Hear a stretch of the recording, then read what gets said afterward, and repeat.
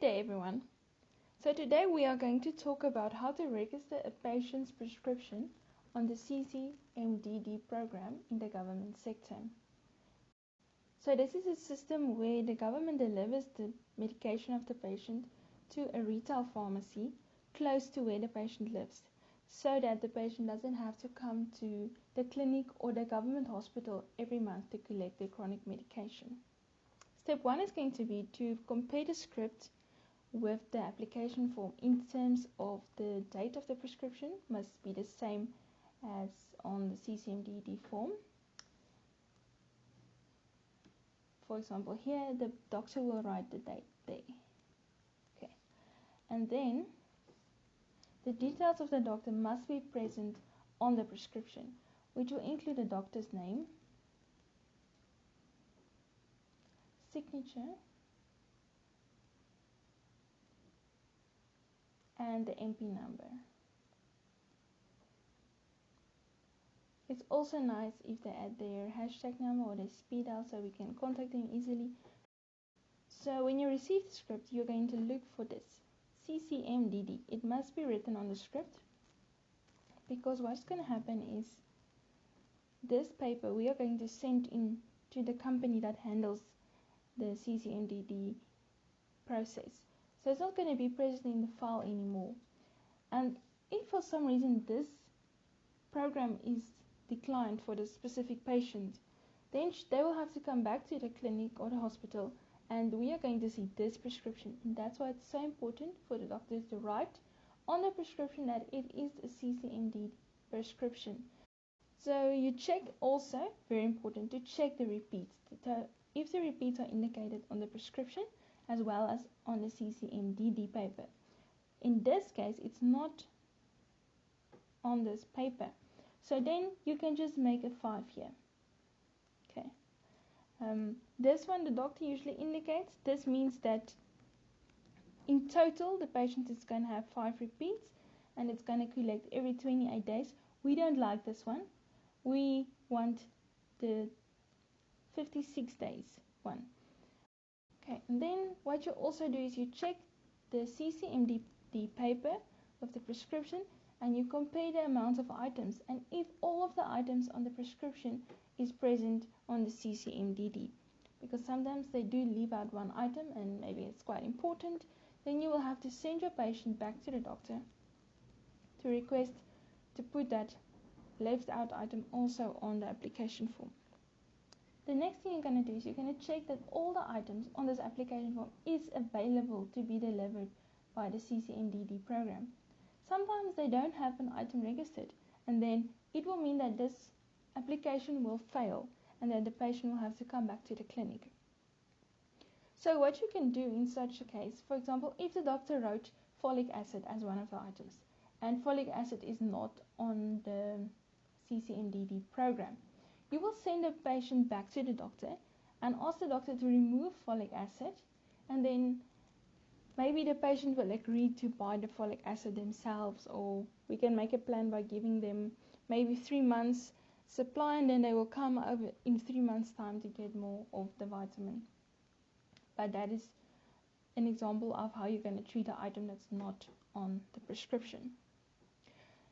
Then your assistant and the pharmacist will pick the medication and label the medication, and very important that the pharmacist must sign the prescription. So it's going to sign, for example, if you give 2 months, you're going to sign here, you're going to give 56, you are going to put the date, and you can just indicate that you give 2 months supply and you put your signature. So for all the others you're going to do it as well.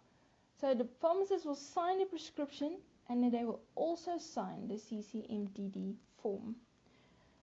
Now let's quickly look at what information needs to be on this form. All of these categories must be filled in. You need the surname, you need the patient's address, the file number must be present, date of birth, the ID number, the language is important, and the cell phone number, very important. Okay. So why this information is important for you as a pharmacist as well, because you are going to write the CCMDD card, and on this card you will need to add all of that info here. So it is important. Okay, the next thing to be on the lookout for is that the doctor must indicate if it's a new patient or if it's a repeat patient. So you will just tick whichever one is applicable. Now here is how you're going to sign the CCMDD script. So let's put the date. Alright, and then the quantity, because we gave for 2 months, we indicated there, and my signature. And you will do the same with every block on this prescription. Okay. And then at the end, you will need to write the pickup point for the patient. For example, can be Clicks or Medirite or Discam or whatever they want to put in here. There will be a list provided for you with all the available pickup points, as well as all the available medication, and you will also be provided for with a list of collection dates. So here is an example where you need to put in the collection date. I will come back to this one now. Alright, and again, very important, the doctor must put their details here. They must sign this prescription and put their registration number. All of these things needs to be on the prescription. Then the pharmacist is going to sign twice. You're going to sign here and put the date, and also here, facility signature, and also put the date. Alright, and then very important, the patient must sign. Otherwise, the application for the CCMDD is going to fail. Now let's move on to the CCMDD card. On the back of the card, it's going to look something like this. It's just giving you some information here, saying that the patient will collect the medication from the chosen pickup point. They must bring their ID with them. They must sign each time they collect to say that they did collect. And also on the package they received and on the medication, it's going to be, on the sticker it's going to say last repeat, if it's the last time they can collect and they have to see the doctor next month or in 2 months time. And just some very valuable numbers that they can use. For example, if the parcel isn't delivered to the pharmacy, then they will call one of these numbers and find out where is my parcel to track the parcel. Alright, so here we are going to add the patient's name, surname, ID, telephone number, also the facility and the pickup point. Okay? Now, if we look at the dates, you're going to receive a form of all the dates, and that form is going to take into account the holidays and the long weekends and everything. So you can just follow that form. It's already prepared beforehand. You just follow the dates on there, but I'm just going to make up some dates. So if the first collection is today, in our scenario, which is the 1st of January, the second one is going to be the 1st of March. And the other one is going to be the 1st of May. Because patient only collects every second month. And then the last one is going to be the 1st of July. Okay. Then you are going to issue on this day. So you're going to write here, I issued the 1st of Jan. And that is what happened. So then if the pharmacist at the retail pharmacy, they will then put the stuff here for the next collection.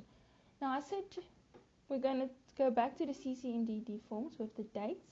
So here, let me show you. You're going to fill in the next collection date, which we wrote will be the 1st of March on the card. Okay. And also, on top, you're going to fill in the next clinic visit date, which will be the 1st of July. Okay.